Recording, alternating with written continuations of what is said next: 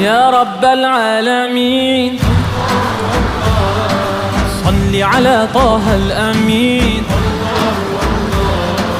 في كل وقت وحين املأ قلبي باليقين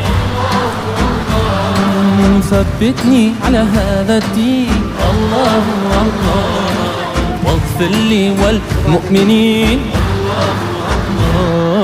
حسبي ربي جل الله ما في قلبي غير الله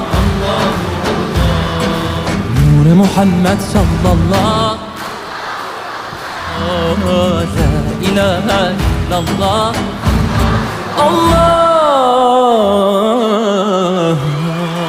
God bless you all. Thank you.